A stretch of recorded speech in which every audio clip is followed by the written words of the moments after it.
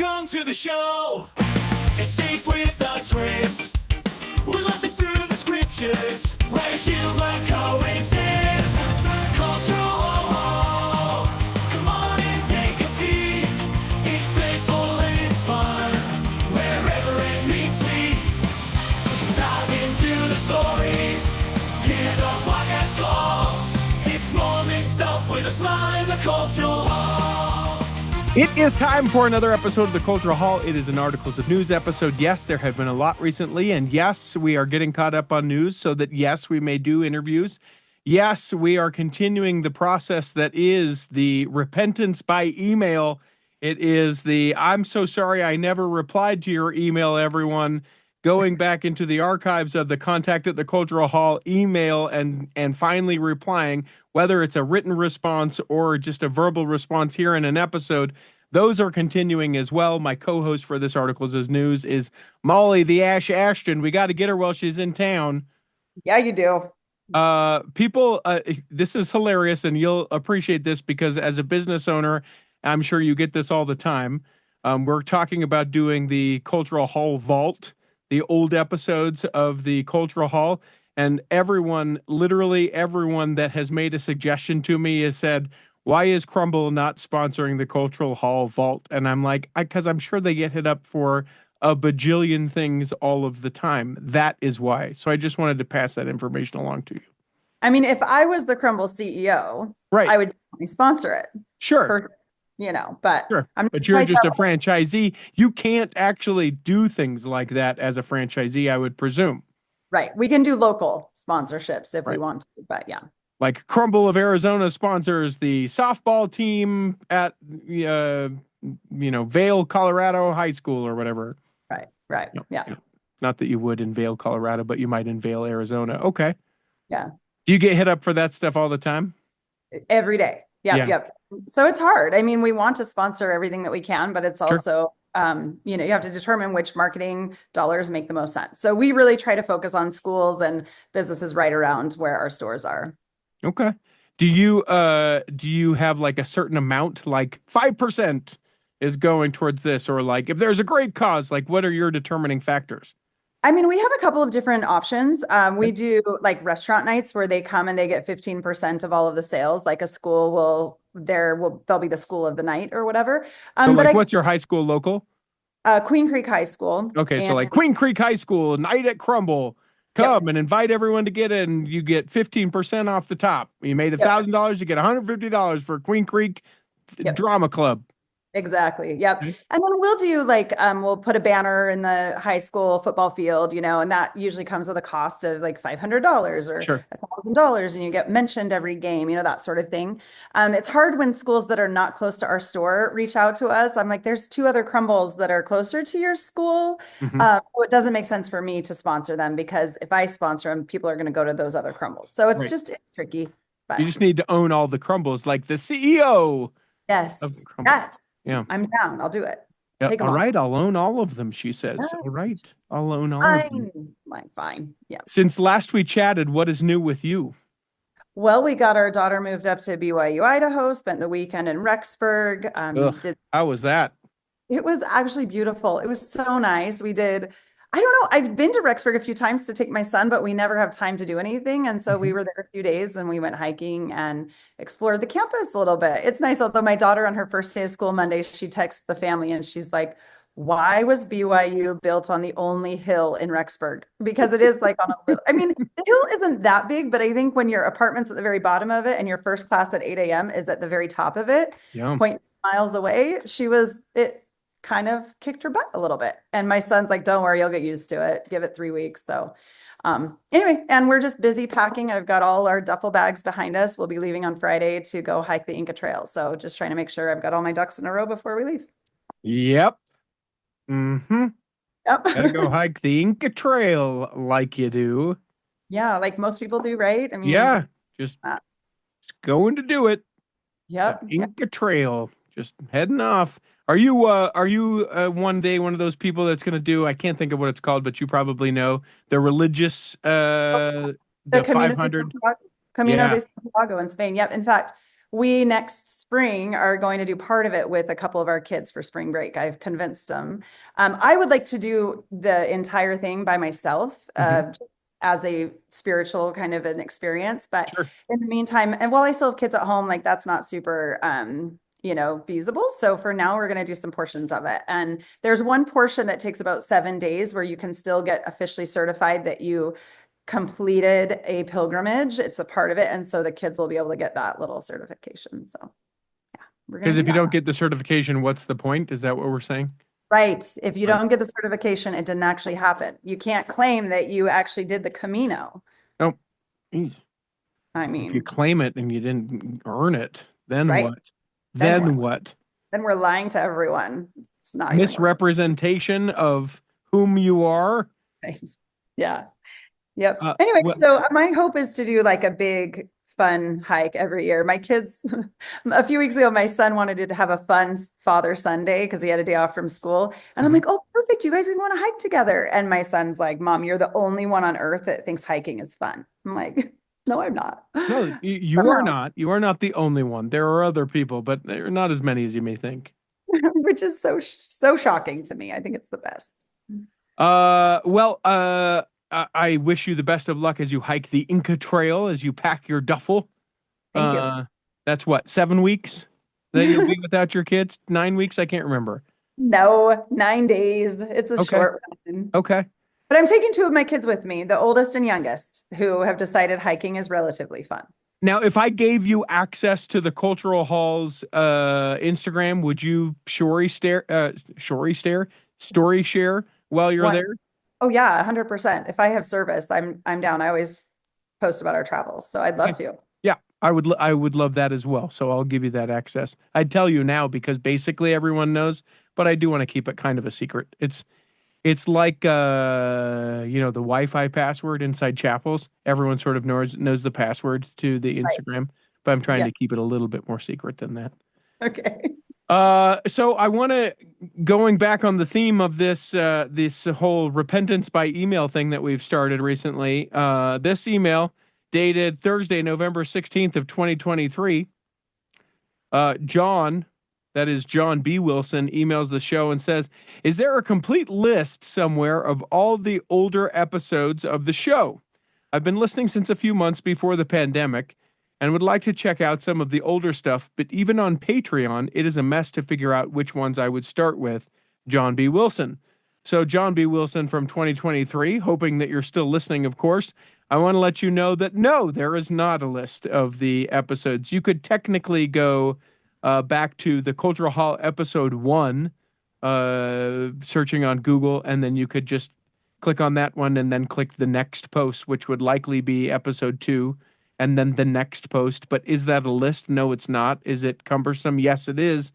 But what a great way to bring up the fact that we are trying to do the Cultural Hall Vault, where you could listen to all the old episodes, subscribe to that feed as you've subscribed to this feed, and be a sponsor. John B. Wilson, you could do that if you want to email contact at theculturalhall.com. There we go. I got that email taken care of. That I've had the email. same question as I've tried to find older posts and whatnot. So that was a good question. It would be Yeah. nice if the list, but I'm sure that that would be Yeah. take a little. Yeah. If you are a Patreon saint, you have episodes 1 through 390 Okay. pretty readily available. But I mean, come on, it's 1,000 episodes. Here's the thing. Richie, have you ever talked to, I don't know, probably. I probably did or wanted to. I'm just grateful that I got that email taken care of. Good. That's one less.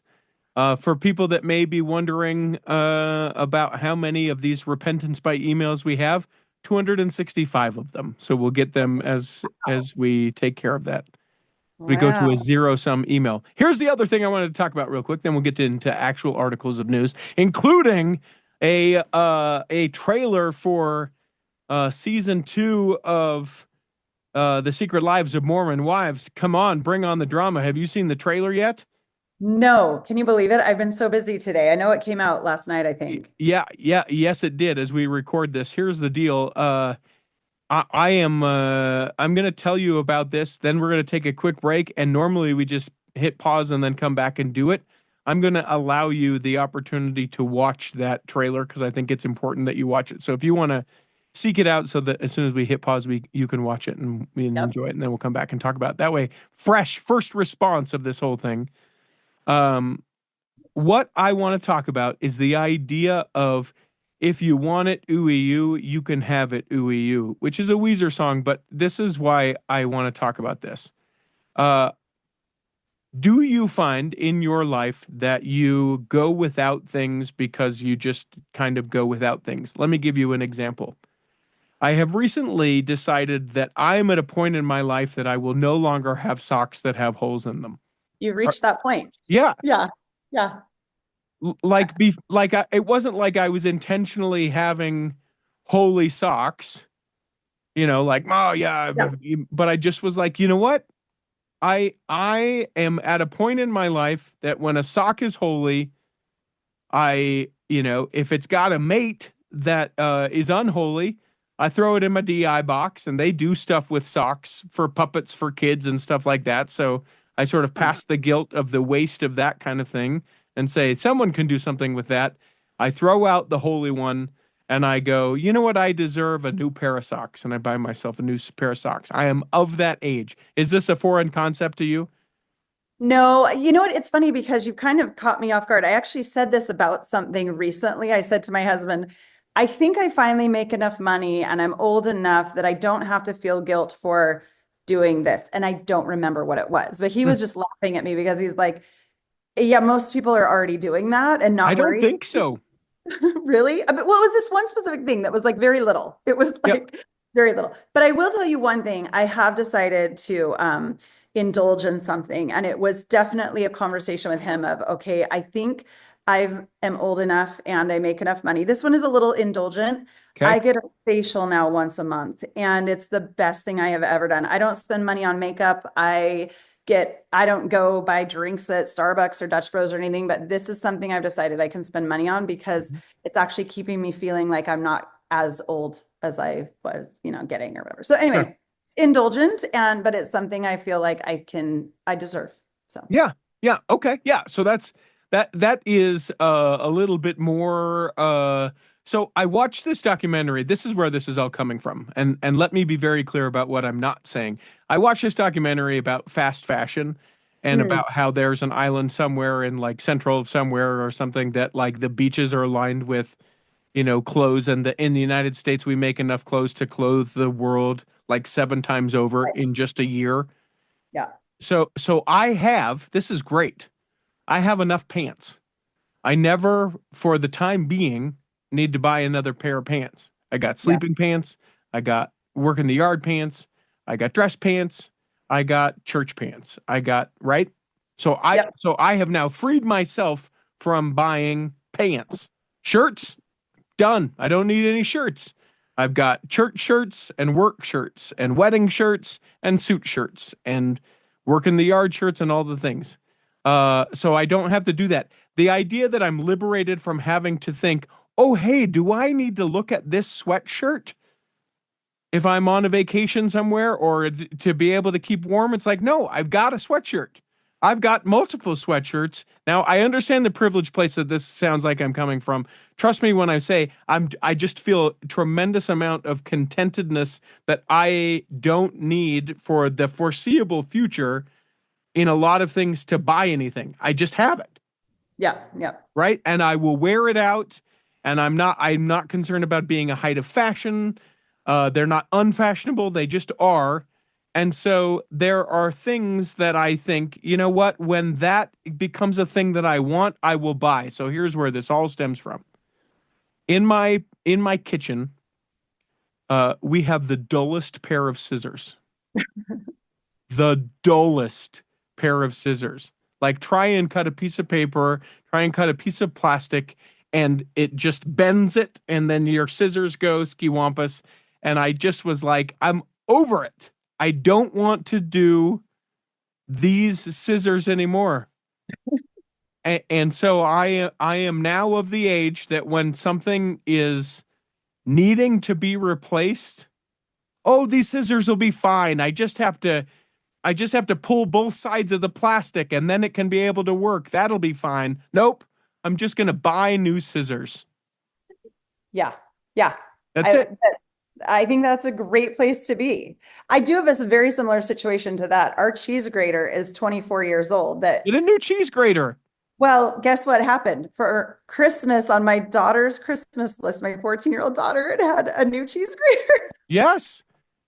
She's like, I'm always the one who has the assignment to grate the cheese for dinner, and I'm using this thing that's cracked on the bottom. Yep. So we got a cheese grater. She got it for Christmas. In fact, here, I've got to show you this really fancy cheese grater. Oh, It has heck yeah.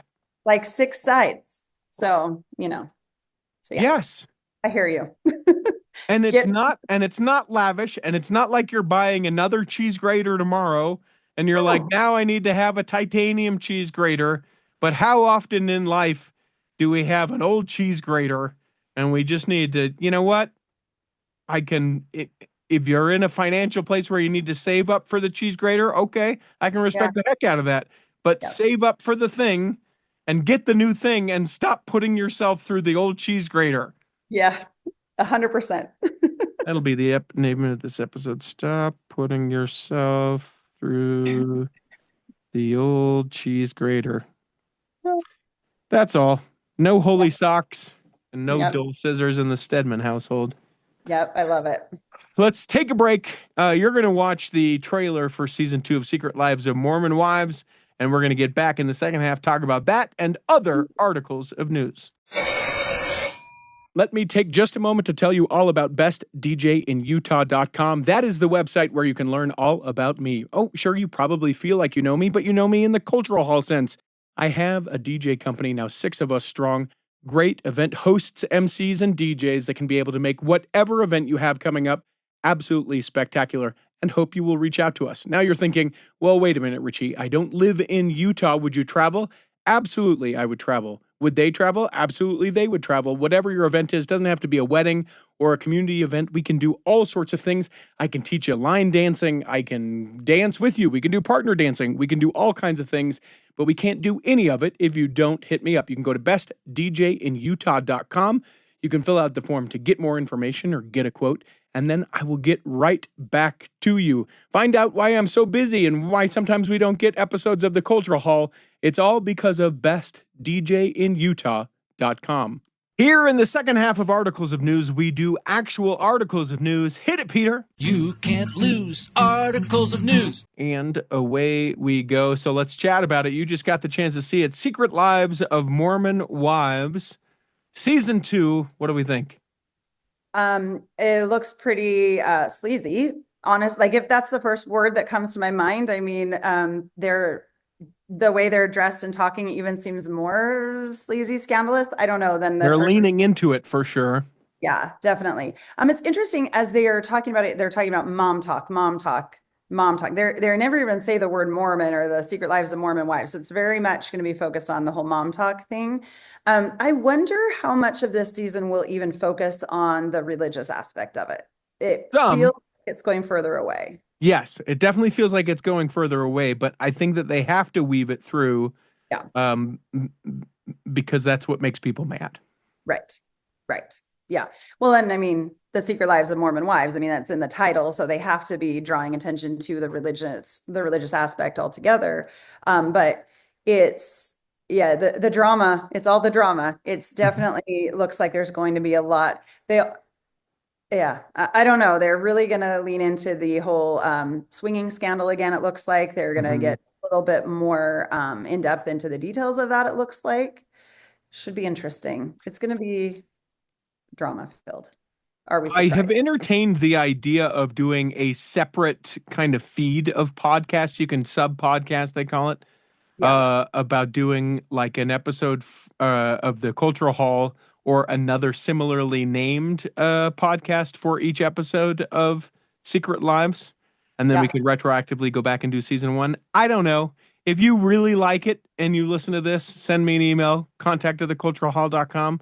I would want someone that is really passionate about it and won't be traveling the world to be able to do an individual episode about each of it. Because I've got a really clever idea. I think it could be popular. I think it would be interesting, especially to speak about it from the religious aspect of it.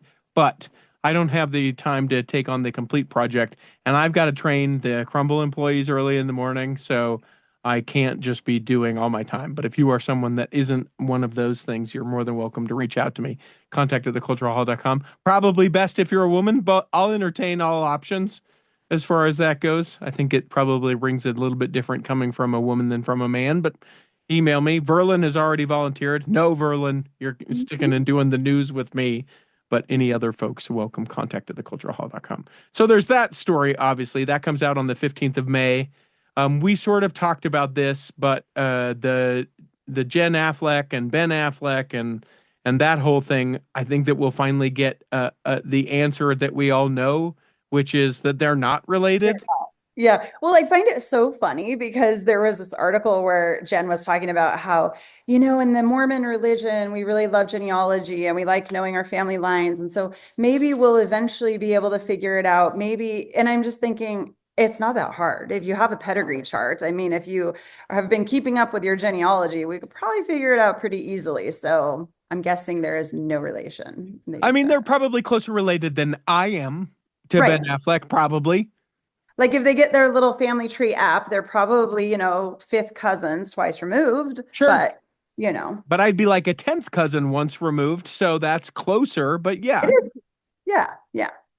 So we'll see. But but yeah, most likely there's nothing. the name recognition, we continue to beat that drum about that. Right. Ugh. What I found to be funny, if when the first season was filming, Jennifer Lopez was married to Ben Affleck still, and she Uh-huh. took his last name, and she has the same middle name as the mom talk Jen Affleck or the Mormon wives. Interesting. They were both Jennifer Lynn Affleck for Mm. a short period of time, but no longer since they're divorced now. So Do you have any idea? Like all the Jennifers I know are Jennifer Lynn's. Do you know why it was Jennifer Lynn? Was there a person that we were all Jennifer Lynn's? it's a Like good my question. sister is Jennifer Lynn. My stepsister is Jennifer Lynn. That's so funny. Honestly, they're all Jennifer Lynn's or Jenny Lynn's at Jenny one Lynn. point. Yeah. Yeah. Yeah.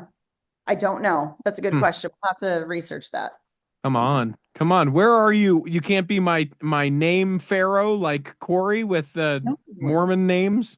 No, but maybe we should put Corey on this one. No, we'll leave him to buildings. Okay. We'll leave him. We've already burdened him enough. So, Uh, other news stories. I sort of let you kind of pick where this news would go. Maybe we go to other, what do we call it? Sort of social media and or online fame. This sure. story was interesting about the ballerina farm woman. Yeah, so Ballerina Farm, Hannah Nealman is her name. We've been talking about her for a few years. She's one of the trad wives, traditional wives, for those people who don't know what that means.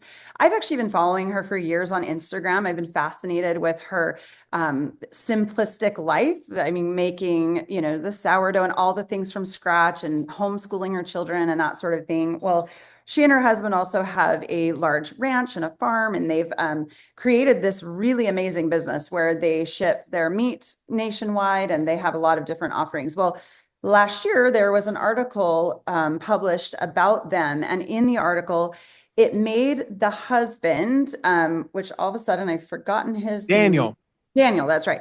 It made him seem like he's like maybe not the greatest husband, a little bit too possessive, too controlling, that sort of thing.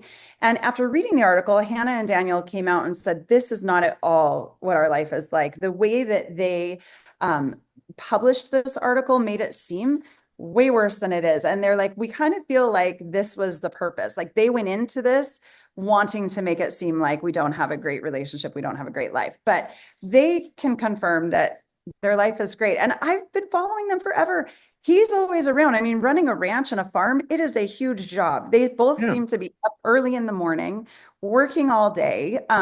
They actually just spent 3 months in Ireland with their 8 kids, going to, Jeez.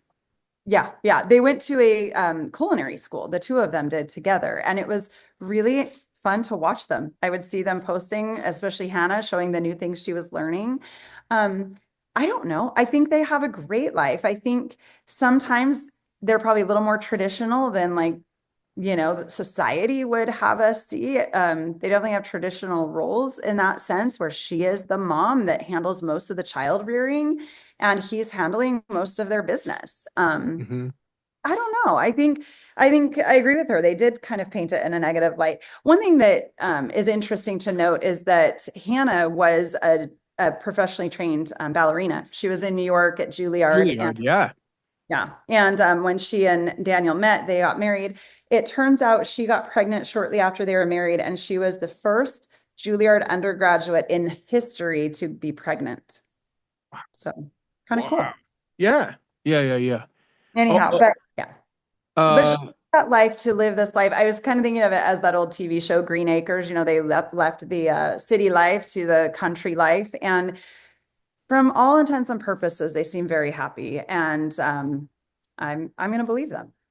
I think that Hannah Neeleman's dad is Dave Neeleman, who did JetBlue, right? That's the family connection there. Daniel Nealman. So Daniel's dad Oh yeah, is yeah, that would be right. yeah, Yeah, yeah, Daniel's yeah, dad. That's right. yep, And I I think that as one Taylor Swift once said, the haters are going to hate, hate, hate, hate, hate. I do. I think it's just people being like, yeah, no, it can't be this good. There are yeah, skeletons in that, probably, right? Everybody does, but maybe it's like, yeah, one time he's Henri. We yeah, wake up, it doesn't have to be all these things. I think it's super cool. I was yeah, looking around at their little shop. I don't know that I'm going to spend $139 on a sourdough start kit. That doesn't sound like a thing I'll do. My scissors may not be sharp, but I'm not starting a $139 sour. That's fine. Good for them. yep, Yeah, okay. Great. yeah. I'd love to go to Ireland for a cooking class for 3 months too. Cool. Great. Who wouldn't, right? Yes. Yeah. More power to them. And Yeah. I think that experience for their kids, it's awesome. The thing I think, this is side tangent. The thing I think about like public school, and this is not any sort of shade on teachers, this is just like life versus school classroom taught.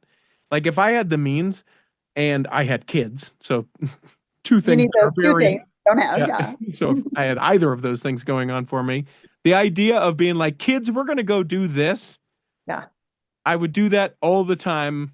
Oh, but what about your kids in school? We'll figure it out.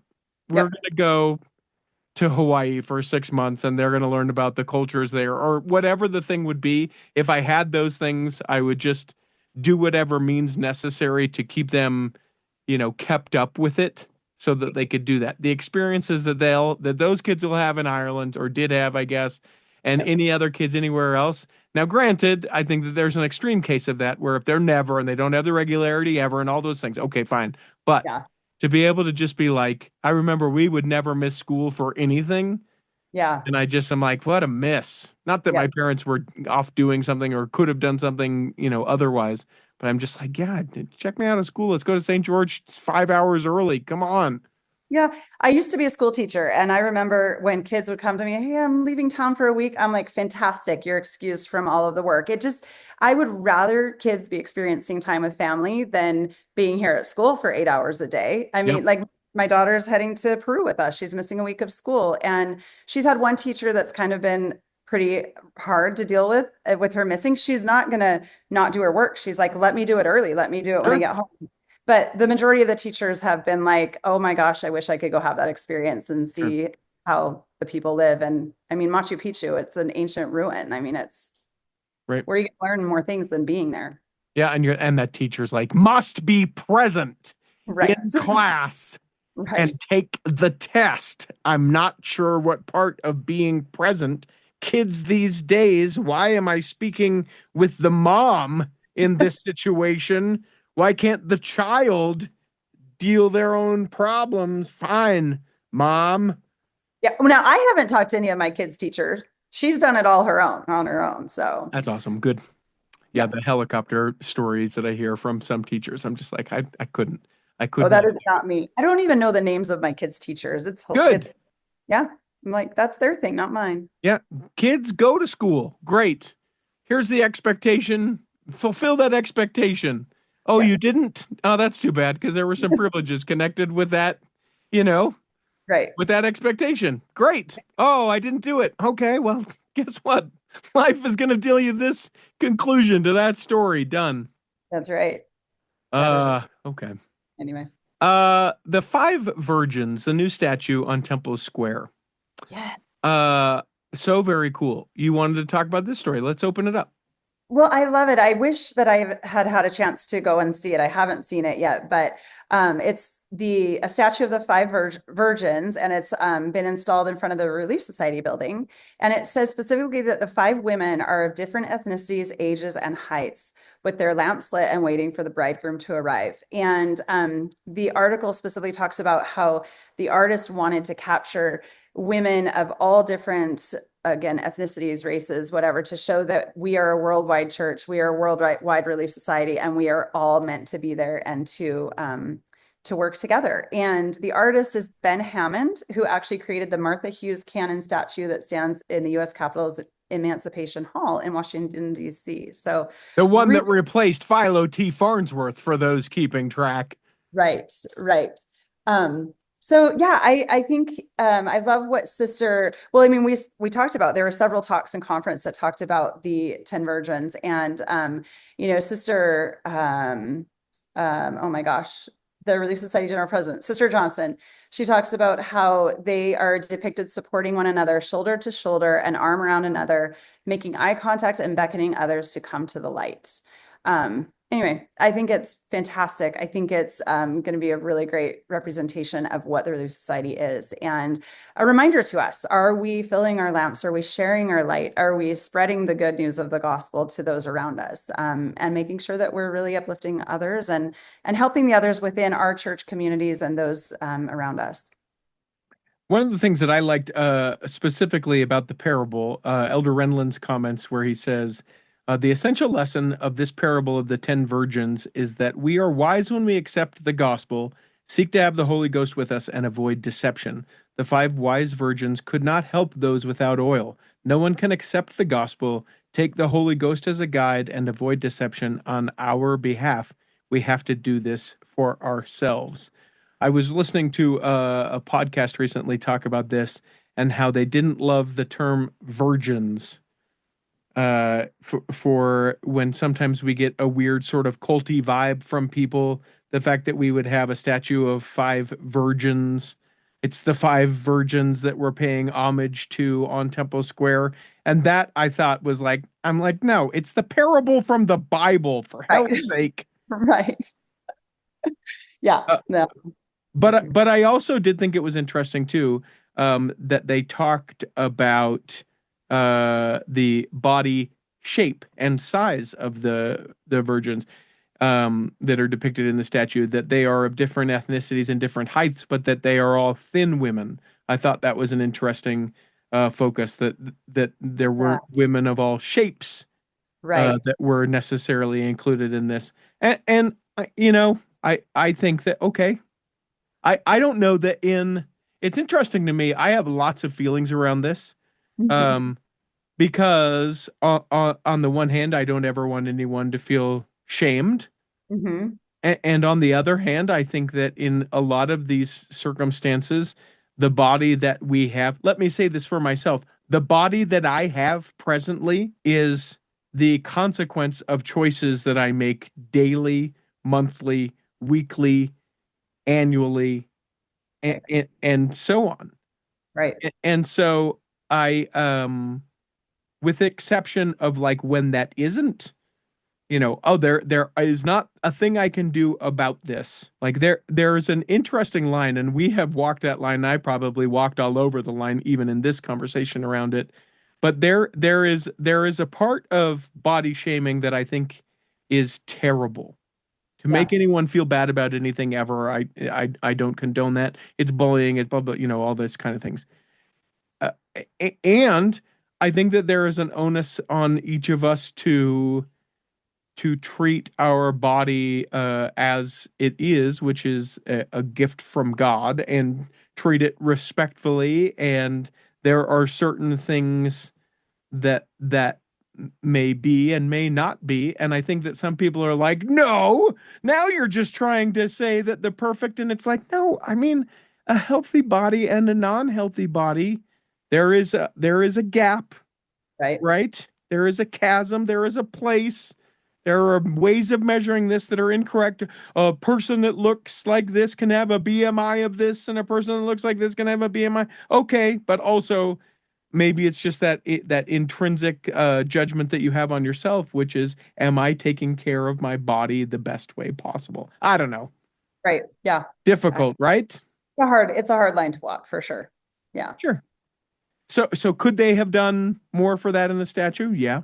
Yeah, Do I for think that it's a step that they represent different ethnicities in the statue? Yeah. Yep. Yep.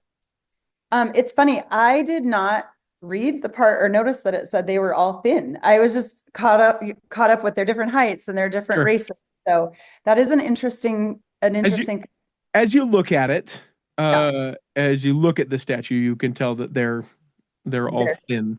Yeah. yeah, yeah, But interesting. but I mean, similarly, and I think for the most part, like when you see statues of pioneers, you don't Yeah, see statues of obese pioneers. right, right. Or let's even, let me walk that back a little bit. I don't know that I'm saying you have to be thin or you're fat or obese, right? I don't know that you get the picture of like a larger person within that time, because I think the construct within our mind, whether consciously or unconsciously, is that they had enough to eat and that's about it. And Yeah, so they true. would look a particular way as far as that goes. And so maybe we project that into the past with Yeah. what the people at the time of Christ would have looked like, right? That they didn't have some of these things that have contributed to the bodies of different shapes and sizes, or it's an American thing and not an international thing, or whatever.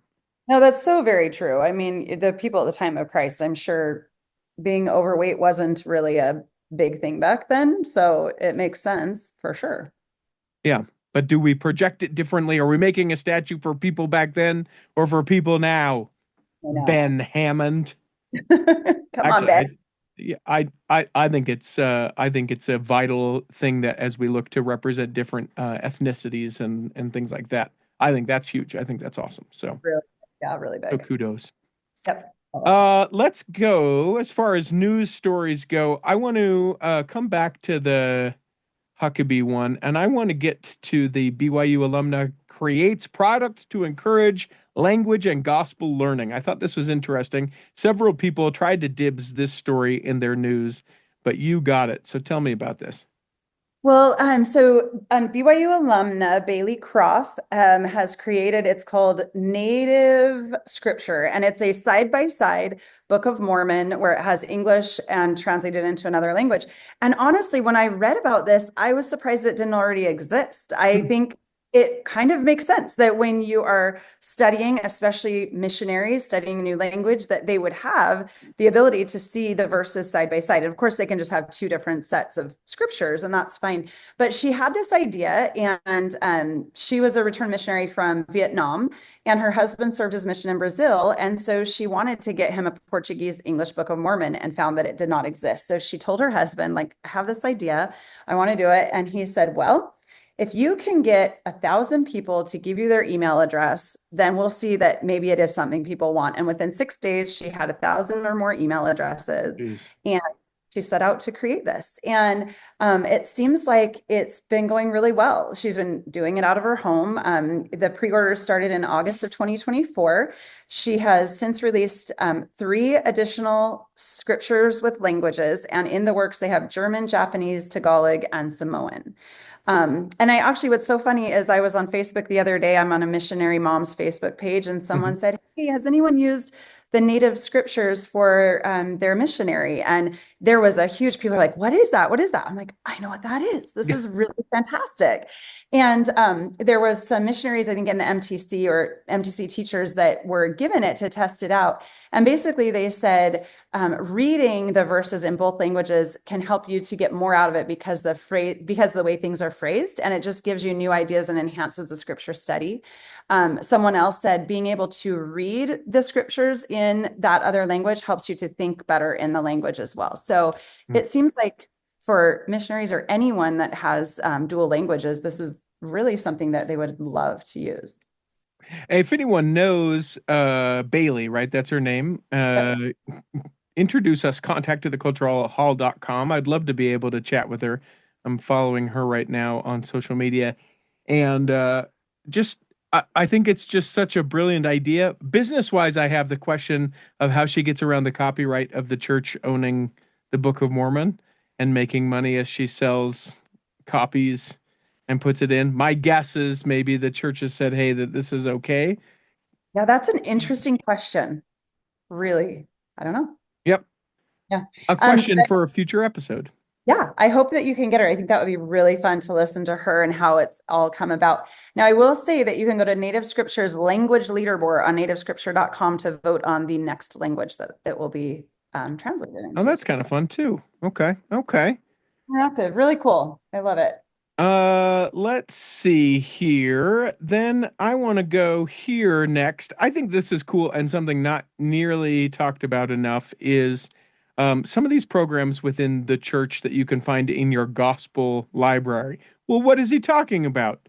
Well, there are these I don't know that classes is necessarily the right way. A course, is that what you'd call it? Yeah. Um these self-reliance and other courses that you can do. There are handbooks. There are in my stake. They started to do this, I think last year. Different kind of courses: financial responsibility, emotional self-reliance, improving your resume and your interviewing skills and that kind of stuff. And have you ever been? Have you ever been? Have you ever facilitated one? Have you ever gone to one? Anything like that, Molly? I went to the emotional self-reliance. They were having all of the older teenagers in our stake do it, and they asked parents to come and join on some of them. Uh-huh. So I went to one of those. My aunt was a facilitator for a couple of years for one of the self-reliance courses and in Oregon, and she said she had a lot of people attending. She said it was actually really, really awesome. And it was, I think, the Find a Better Job course, like what we're going to talk about in this article. Yeah. I love it, and I wish that we spoke about it more, that we better facilitated it in our awards and in our stakes. He said, as he knows that he full on turned down the he got called to lead one of the classes and he turned it down. That's Yeah. me. I was that guy. I didn't have time. They didn't understand that. They're like, no, you can just do it on a weekend night. And I'm like, that's not, I can't do that. That doesn't work. Um, but I think that we should do it. Now, how does this relate to the news story? What's the news story about? So this is about the New York Mets Spanish radio producer, and he credits his job, and he said it's fulfilled a lifetime dream job of his, and he credits it to the Find a Better Job course that he took through his stake. His name is Brian Munguia, I assume. And he is the, like I said, the Spanish language producer for the New York Mets. And it said he grew up a huge baseball fan and just was really into that his whole life. And he said, if not for the course through the Church of Jesus Christ of Latter-day Saints, he probably would not have had the opportunity to find this dream job. So it's such a feel-good story of utilizing these programs that have been put into place and actually going out into the world. And now here he is, and he'll probably be doing this forever. I mean, what a great opportunity for him. I like one of the things that's quoted in the particular article is he says, to improve, he said, you have to put your trust in God. Yeah. And simple. So simple, right? That's not, oh my gosh, that's the oddest thing I've ever heard. Nope. But I Weird. but I do think there's an element of like faith or something that comes by putting your trust in God that's like, yeah, there could be something beyond this for me. I think you probably have felt that with everything that you do with your business, right? Oh, absolutely. Absolutely. Yeah. Yeah, I can't imagine you were like, yeah, this is going to work completely. This makes sense even. I'm just going No. to go ahead and go into this. No? No, because at the time it made no sense and we were not wealthy. Like, I mean, all the things, there was all the reasons not to do it. And I knew, and it was definitely putting my trust in God that we needed to do it. And here we are. So There it is. here There we it are. is. All right. Well, we've only got a couple of more minutes, but that's all right. We've only got a couple of other news stories. I will let's do the one about Kirtland first, and then if we have time, we'll get into the other couple that we have. I thought this was interesting. This now a couple of weeks ago, I like to put stuff into the news hopper and then hopefully get to it. I think this speaks volumes about the accuracy that the church does in its restoration, its preservation, and reconstruction of historical things. Yeah. Oh, sorry. You want me to go for it? Yeah, Okay. do you want to take it? Yes. So in 2023, the Joseph and Emma Smith home was dedicated in the Cleveland area, right? I mean, Mhm. that's where it is. And it's recently won an award for an award of merit for the reconstruction of a religious landmark by the Cleveland Restoration Society. And, they just talked about how so many things go into deciding which things are going to win these awards. So there's the quality of the work, the adherence to the preservation standards, risk factors, strategic implementations, innovative preservation, all of this stuff. And it said that the church has taken great care and attention to historical accuracy to ensure that visitors have an authentic experience at these sacred places where they can learn about the great things the Lord has done in restoring his gospel to the earth. So I just thought it was awesome. And this is near where you served your mission, correct? This was in my area, in one of the areas that I served in. Awesome. So was the house, I mean, when you served, was the house there and standing and So here is the wild thing about this. The Joseph and Emma Smith home, you could just be a renter and rent it. oh, that is Like wild. it was just there. It wasn't. It may have been owned by the church, but I do not think that it was. I Wow. like. I think just private landowner. This may have been in a Community of Christ acquisition. I don't think that it was. Yeah. But like just private owner owned it, and they had made additions to the home since the time of Joseph and Emma. But like, hey, I passed the background check. I'll pay the first month and the last month. Can I go ahead and live in Joseph and Emma's home? And they're like, good, yeah, come on in, rent there. That's amazing. I had Yeah. no idea. That's really interesting. Well, it said that the jury was especially impressed with the amount of research that was done prior to the reconstruction, something that's not easily done on a home that's almost 200 years old and has been through multiple reconfigurations. So I think that'll be really an awesome one to go see someday. I would love to go and tour that. It's part of a museum that tells the events related to the region and the religion. Yeah. It's awesome. It's super cool that they tried to, by journals and people's descriptions of the home and all of those things, be able to reconstruct it. And I think the home is now like a third of what it used to be size wise because they just were like not original. Right. Take it off. That was an addition. Take it off the back. So That's we've awesome. got that one. Well, we have time for a couple other news stories. Let's do this one. Warning that this story addresses sexual violence. If you or someone you know needs help, you can call 888-421-1100. That's the rape and sexual assault crisis line. A former church leader was charged with multiple counts of rape in Salt Lake County for allegedly assaulting a 14-year-old in his congregation now more than 20 years ago, according to recently unsealed documents. Armando Flores, age 69, was charged with 2 counts of rape and 1 count of object rape after allegedly sexually assaulting a teenager several times while serving as her religious leader in 2002. Court documents say that he was serving as a branch president for the Church of Jesus Christ of Latter-day Saints at the time. Uh, the charges, which were originally filed February 20th, 2025, were unsealed recently and goes on to say in 2002, the victim's family had recently joined the faith and Flores was their local church leader. The abuse took place on 3 separate days. He said on one of the days, Flores grabbed the victim in a bear hug as she walked to her youth seminary class and told her to get in his truck. Flores then drove to a local park where he allegedly sexually assaulted her before dropping her off at school. It's, as I read this one, this was her branch president, and the family had just recently joined the church. Mhm. And to, I just, it doesn't make any sense. I mean, none of this ever makes sense when sexual assault is present. But after the first incident, the victim actually confronted him and said she was going to tell her mom. And he reminded her of all of the things he had done for the family, the welfare, the help in finding jobs. And You want all that to dry up? You better not tell anybody. right. And so she didn't. And Gross. It's so yeah, gross. it's so gross. And it's not fair that these victims have had to go through that. And I really hope that they find him guilty and that he serves his time. This isn't okay. It's just not Ever. okay.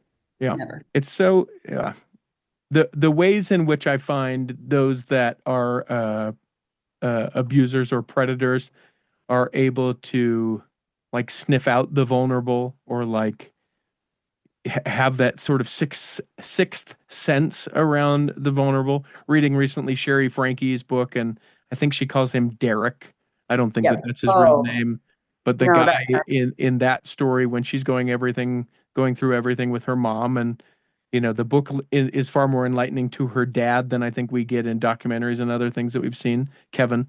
But that this guy who is a member of the church sort of befriends her and is like, I'm just here to help you. Like it it's the crappiest thing in the crappiest way.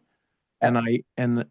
and I hate that because what I wish for people to be able to do is trust those people that would want to reach out and help them when they're in a crappy situation. And I Exactly. think that there are good people that people can do that, but I think that far too many times we hear the story like this. Oh, hey, I'm just helping you. Oh, hey, what do you want them to not have rent? You want to put your family out on the street? You better not tell them.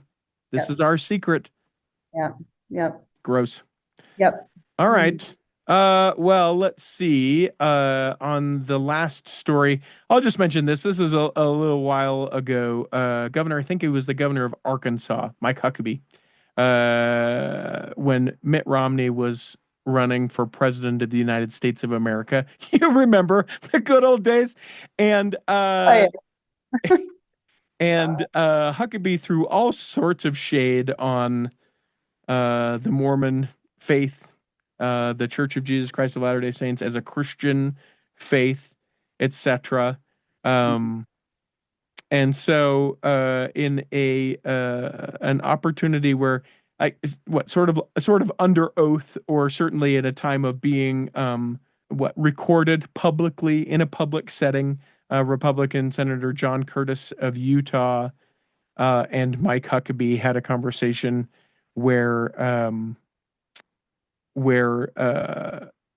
Senator or Representative Curtis essentially asks him about his feelings about Mormon people. Because make no mistake, when Mitt Romney was running for president, Mike Huckabee was like, they're not Christian, like that whole thing. Not a, yeah, he was not a fan of the Mormons back Yeah. then.